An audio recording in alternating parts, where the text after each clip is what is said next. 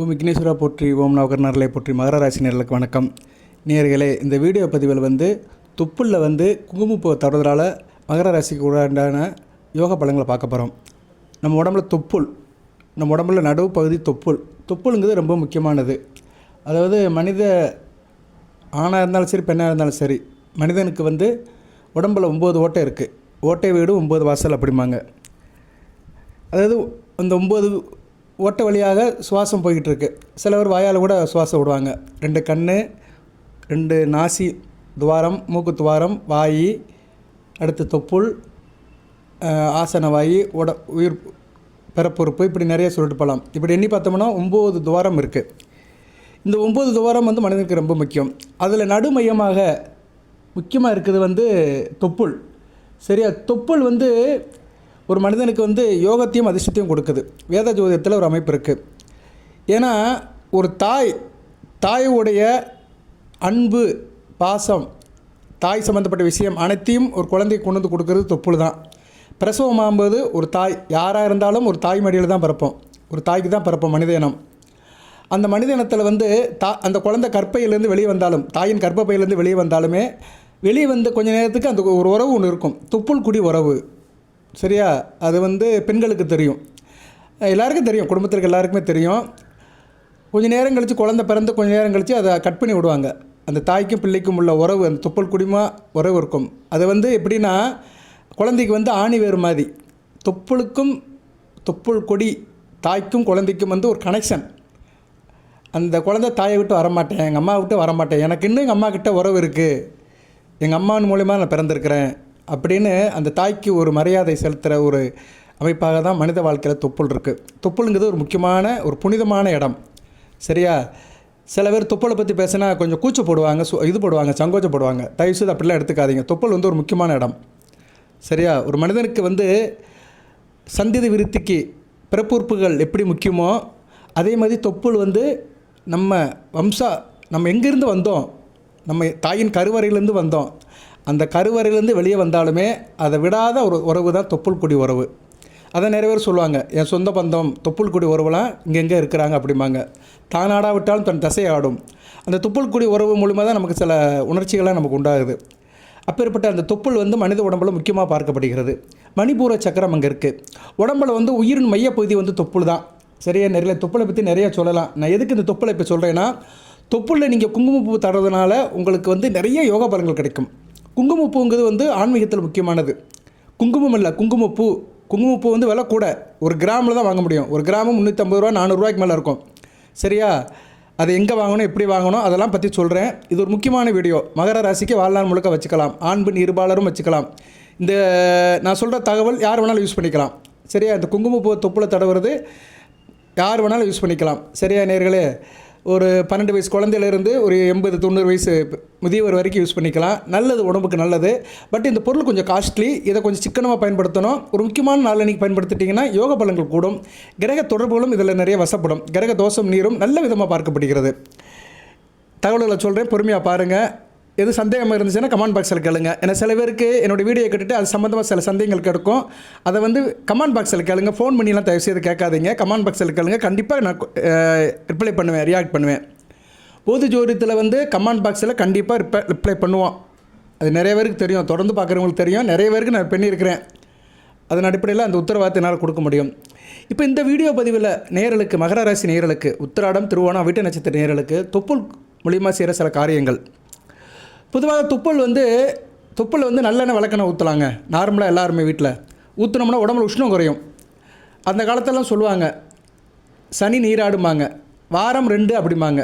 வாரம் 2னா என்ன? ஆணுக்கும் பெண்ணுக்கும் வாரம் 2 நாள். பெண்ணுக்கு வெள்ளி ஞாயிறு, ஆண்களுக்கு சனி புதன் எண்ணெய் தேய்ச்சி குளிக்கணும். எண்ணெய் தேய்ச்சி குளிக்கும்போது தொப்புள் நல்லா எண்ணெய் தேய்ச்சி குளிர எண்ணெய் தடவுவாங்க. நல்ல எண்ணெயை தடவுவாங்க ஆண்கள். நல்லெண்ணெய் குளிர்ச்சி உடம்புக்கு அந்த இது இறக்கி விட்டுரும். நல்லெண்ணெய் சனிபாவோட ஆதிக்கம் உள்ளது. சரியா? தோசை கிசை எதாக இருந்தாலும் வெளியே இறக்கி விட்டுரும். உடம்புல உஷ்ணத்தை குறைக்கும்.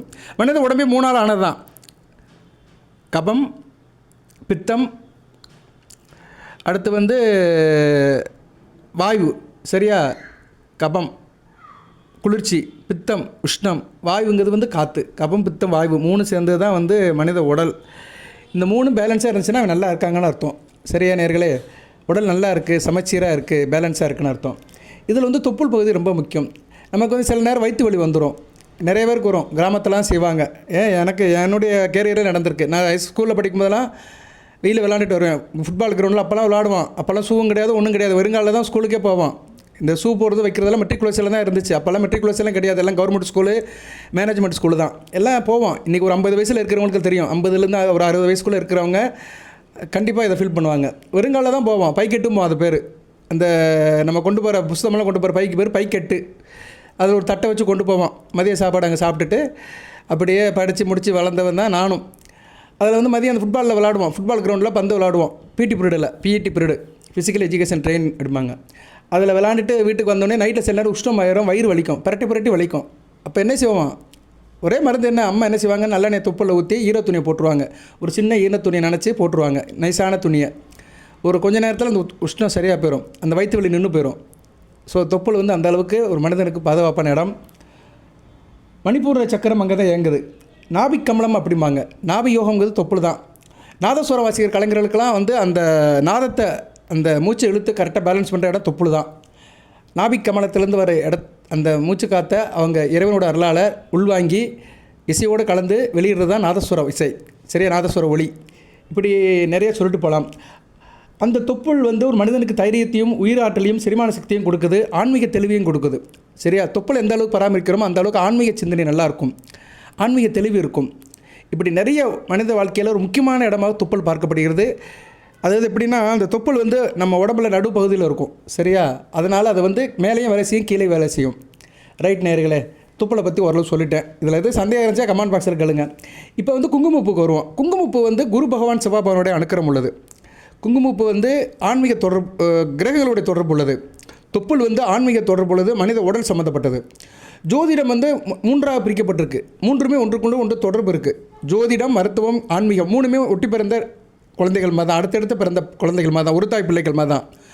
அந்த காலத்தில் ஜோதிடர் வந்து மருத்துவராக இருப்பார், அதே நேரத்தில் அவர் ஒரு ஆன்மீகவாதியாக இருப்பார், சாமியாராக இருப்பார், விபூதி கொடுப்பார். இதெல்லாம் அந்த காலத்தில் இருந்திருக்கு. அந்த காலத்தில் ஒரு குழந்தைக்கு முடியலை அப்படின்னா ஜோதிடரை தான் பார்க்க போவாங்க.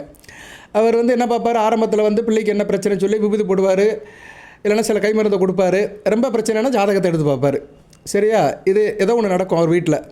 ஜோதிடர் வீடுங்கிறது வந்து ஊரில் இருக்கும், ஒரு கூரை வீட்டில் சாணி மொழிகை ஆச்சாரமாக இருப்பாங்க. ஜோதிடருங்கிறது ஒரு முக்கியமான ஆளாக பார்க்கப்பட்டது. இப்போ இன்றைக்கி இந்த யூடியூப் வந்ததுனால காலத்துக்கு ஏற்ற மாதிரி கொஞ்சம் டெவலப் ஆகிருக்குது. இருந்தாலும் அந்த அஸ்திவாரம் அப்படியே தான் இருக்குது. அப்படின்னு நான் இருக்கிறேன், சரியா. நான் வந்து அந்த பாரம்பரியத்தை விட்டு வெளியே வர மாட்டேன். என்ன தான் யூடியூப்பில் பேசினாலும் சரி, நம்ம எந்த உலகத்துக்கு போனாலும் சரி, அடிப்படை ஒன்று தான், சரி. அதை மறக்கவே முடியாது.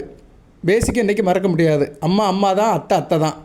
ஆயிரம் தான் இருந்தாலும் நமக்கு வந்து அந்த வேத ஜோதிடம், பாரம்பரிய ஜோதிடம் வந்து எப்படி இருந்ததோ அதை பாதுகாப்பாக அடுத்த சந்ததி கொண்டு போய் கொடுக்கணும், சரியா நேரத்தில். இது ஒரு புனிதமான தொழில் ஜோதிடம்.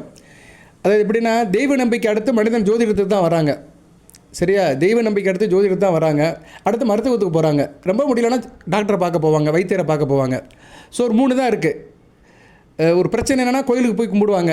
அடுத்து அதில் என்னாச்சு, சரி ஜோசியரை பார்த்து கேட்பாங்க, கிரகநிலையில் எப்படி இருக்குது, நேரங்காலம் எப்படி இருக்குன்னு ஜோசியரை பார்க்க வருவாங்க. அடுத்து உடல்நல பிரச்சனைங்க டாக்டரை பார்க்க போவாங்க. ஒரு தனி மனித வாழ்க்கையில் மனிதனுக்கு மீறி உள்ள சில பிரச்சனைகளுக்கு தீர்க்கிற இடங்களாக 3 மையங்கள் இருக்கின்றன. ஒன்று ஆன்மீகம், ஒன்று ஜோதிடம், ஒன்று மருத்துவம். இது 3மே ஒரு தாய் பிள்ளைகள் தான். இது 3மே ஒருத்தர் தெரிஞ்சு வச்சுருப்பார் அந்த காலத்தில். அவர் வைத்தியர் அப்படிம்பாங்க, ஜோதிடரும் சொல்லுவாங்க, ஒரு சாமியார் அப்படிம்பாங்க, ஊரில் சுருக்கமாக சொன்னால் பூசாரி அப்படிம்பாங்க, சரியா. ரைட் நேயர்களே, நான் எதுக்கு சொல்கிறேன்னா, சில பேருக்கு தெரியாது, அதனால் கொஞ்சம் சொல்கிறேன். விருப்பம் இருக்கிறவங்க கேளுங்க. சில பேருக்கு போர் அடிக்கும், என்னடா இருந்தாலும் என்னமோ சொல்லிட்டு இருக்கானே, பூசாரிங்கிறான், வைத்தியருங்கிறான், ஜோதிடருங்கிறான். 3 பேர் ஒன்று தான், ஒரே ஆள் இந்த 3 தொழிலையும் பார்த்துருக்குறாங்க. எதுக்கு சொல்ல வேறேன்னா, அந்த காலத்தில் வந்து இதெல்லாம் வந்திருக்கு, வம்சாவரியாக வந்திருக்கு. அதில் அடியேனும் ஒருவன், ரைட்டு. அந்த பெருமைக்கு நான் என்றைக்குமே வந்து கண்ணியமாக இருப்பேன், அதை காப்பாற்றுவேன், சரியா நேயர்களே. காலம் மாறினாலும் கோலங்கள் மாறினாலும் சில விஷயங்கள் மாறாமல் இருக்குது, அதில் இதுவும் ஒன்று. இப்போ வந்து இந்த குங்குமப்பூ வந்து ஆன்மீக ரீதியாக வந்து ரொம்ப பிரசித்தி பெற்றது. ஆன்மீகத்துக்கும் அது ரொம்ப பிரசித்தி பெற்றது. பூஜை அறையில் குங்குமப்பூ வைக்கலாம். பச்சை கற்பூரம் குங்குமம் பக்கத்தில் வச்சிங்கன்னா குடும்பத்தில் வந்து மகாலட்சுமியோட அனுக்கிரம் கிடைக்கும். ஏன்னா குங்குமப்பூ குரு செவ்வாய், குருமங்கள யோகம். அப்படியே பச்சை கற்பூரத்தை பக்கத்தில் போயிடுச்சுன்னா பிருகுமங்கள யோகம். பூஜை அறையில் முக்கியமான பொருட்களில் குங்குமப்பூ இருக்கணும். கொஞ்சம் காஸ்ட்லியானதான் கொஞ்சமாக வாங்கி வச்சுக்கலாம், ஒரு 2 கிராம் வாங்கி வச்சுக்கலாம். அதை கொஞ்சம் கொஞ்சமாக எடுக்கணும். ரொம்ப எடுத்துலாம் இது யூஸ் பண்ணிடக்கூடாது, கொஞ்சமாக திட்டமாக எடுக்கணும். சரியா, சின்ன ஒரு இதில் எடுக்கணும். சரியா நேர்களே, கொஞ்சமாக எடுக்கணும். கொஞ்சமாக எடுத்து அதை அப்படியே லைட்டாக தான் பயன்படுத்திக்கணும். ஏன்னா அதோடைய விலை அதிகம். இப்போ இந்த குங்குமப்பூ வந்து பூஜைக்கும் பயன்படும், சாப்பிடவும் செய்யலாம். பாலில் போட்டு சாப்பிடலாம், யார் வேணாலும் சாப்பிடலாம். குறிப்பாக கர்ப்பிணி பெண்கள் சாப்பிட்றது நல்லது. குங்குமப்பூ வந்து பாலில் போட்டு சாப்பிட்றதுனால மனச்சோர்வு நீங்கும், உடம்புல அசதி நீங்கும், உடம்புல ஃப்ரெஷ்னஸ் கிடைக்கும், நல்லாயிருக்கும். உடல் வந்து ஆரோக்கியமாக இருக்கும்.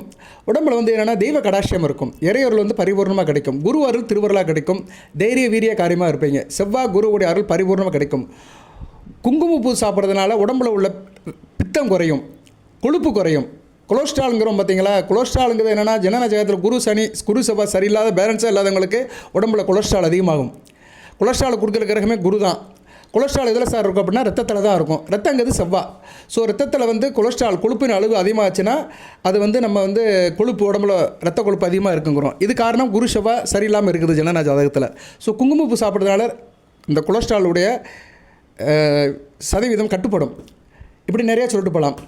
ஸோ குங்குமப்பூ என்ன பண்ணணும்னா, நீங்கள் வந்து குங்குமப்பூ வந்து குழச்சி உள்ளங்கையில் வச்சு ஒரு சொட்டு தண்ணி ஊற்றி குழச்சி தொப்புளை தடவுறது வந்து ஒரு யோகத்தை கொடுக்கும். அதை பற்றி அந்த வீடியோவில் பார்க்க போகிறோம். அதை என்றைக்கு எப்போ செய்யணும்னு சொல்ல போகிறேன். இப்போ வந்து மகர ராசிக்கு குரு செவ்வாய் 4-11 கூடியவன், சுகஸ்தானாதிபதி, லாபஸ்தானாதிபதி. குரு வந்து 3-12 கூடியவர். சரியா, இப்போ இதை நீங்கள் செய்கிறதா இருந்ததுன்னா சில லக்கணத்தில் பிறந்தவங்களுக்கு இது நல்லா வசப்படும். மகர ராசியில் வந்து மேச லக்கணம், கடக லக்கணம், சிம்ம லக்கணம், விருச்சிக லக்கணம், தனுசு லக்கணம், மீன லக்கணம், இந்த லக்கணத்தில் பிறந்தவங்களுக்கு குரு செவ்வாய் வந்து நல்ல பலன்களை கொடுப்பாங்க. சரியா, இந்த 6 லக்கணத்தில் பிறந்தவங்களுக்கு குரு செவ்வாய் நல்ல பலன்களை கொடுப்பாங்க.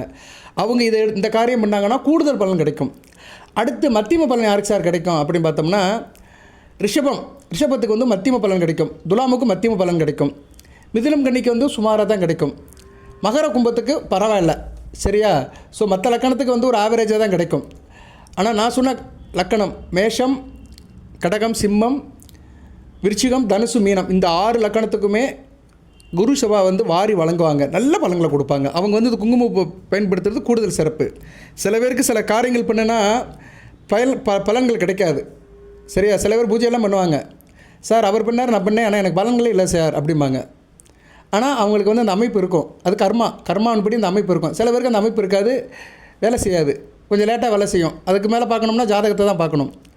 ஸோ வேத ஜோதித்தின்படி லக்கண ரீதியாக தான் பலன்கள் பிரியும் ராசிக்கு. இந்த குங்குமப்பூ வந்து குறிப்பிட்ட லக்கணங்களுக்கு வந்து நல்ல பலன்களை கொடுக்கும். அதை நான் வரிசைப்படுத்திட்டேன். அடுத்து வந்து பொதுவாக குங்குமப்பூ வந்து குரு செவ்வாயோட அனுக்கிரம் கிடைக்கும். குரு தேவகுரு பிரகஸ்பதி, தனகாரகன், புத்திரகாரகன்.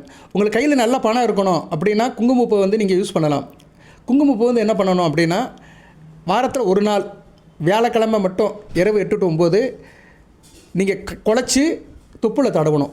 சரியா, ஆணாக இருந்தாலும் சரி பெண்ணாக இருந்தாலும் சரி, இரவு 8 to 9 ஒரு 8:45 9 மணிக்குள்ளே தடவிக்கலாம். அந்த நேரத்துக்கு அதுக்கு மேலே தூங்க போயிடலாம் நம்ம. சரியா, கொஞ்சம் போல் எடுத்து தடவிக்கலாம். இது செய்கிறதுனால உங்களுக்கு என்ன சார் அப்படின்னா, பணப்பிரச்சனை தீரும். சரியா, குருவோட அருள் கிடைக்கும், பணப்பிரச்சனை தீரும், சுகப்படுவீர்கள், லாபமாக இருக்கும். சில பிரச்சனைகள்லாம் உங்களுக்கு சார்ட் அவுட் ஆகும். தொடர்ந்து செஞ்சுட்டு வரணும்.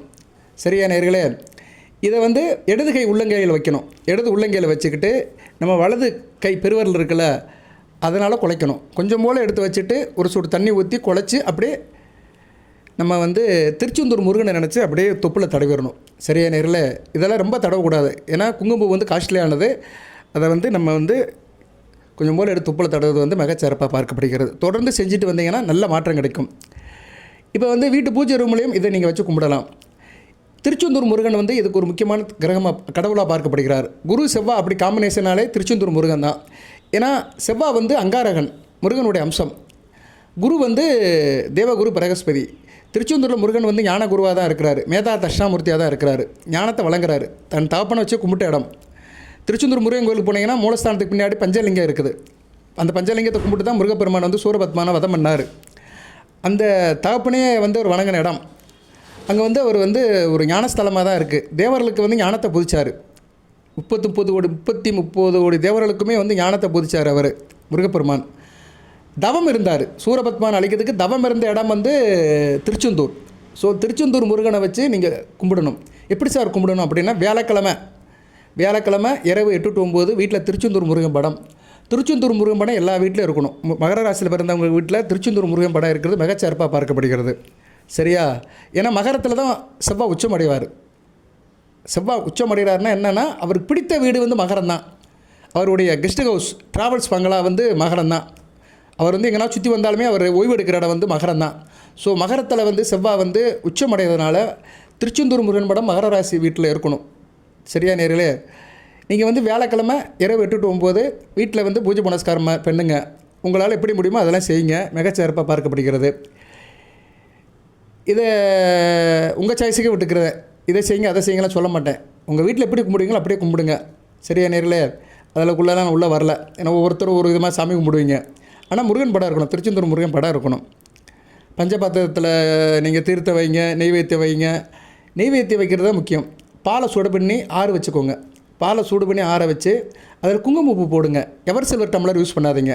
பித்தளை, செம்பு இல்லைன்னா பீங்கான், சைனாக்கில் இதை ஏதோ ஒரு பாத்திரத்தில் யூஸ் பண்ணிக்கலாம். எவர் சில்வர் யூஸ் பண்ணக்கூடாது. சரியா? தெய்வத்துக்கு வந்து நீங்கள் நெய்வேத்தியம் பண்ணும்போது எவர் சில்வர் பாத்திரம் யூஸ் பண்ணக்கூடாது. ஆனால் சில கோயிலெல்லாம் வைக்கிறாங்க. அவங்க குருக்களுக்கு வந்து அவங்களுக்கு வந்து இந்த நவக்கிரகங்களுடைய தாக்கம்லாம் தெரியாது. அவங்க தெய்வ சன்னியில் எல்லோரும் பொதுன்னு வைப்பாங்க. எவர் சில்வர் ஏன் என்ன சொன்னேன்னா, எவர் சில்வர் வந்து சனி பகவானோட ஆதிக்கம் உள்ளது. அதை தவிர்க்கிறது நல்லது. சரியா? எவர் சில்வரை தவிர்க்கிறது நல்லது. மற்ற பாத்திரத்தை வச்சுக்கலாம். மண்களையும் கூட வைக்கலாம். மண் வந்து பரிபூர்ணமாக வந்து பூமிகாரகன் செவ்வாயோட அனுக்கிரம் உள்ளது. சரியா? ஸோ மண்களையும் கூட வைக்கலாம். சின்ன மண்கலயத்தில் கூட நீங்கள் பாலை ஊற்றி வைக்கலாம். சரியா? சுத்தம் பண்ணிக்கணும். மண்களையம் வந்து கொஞ்சம் பாதுகாப்பாக வச்சுக்கணும், உடஞ்சிரும்.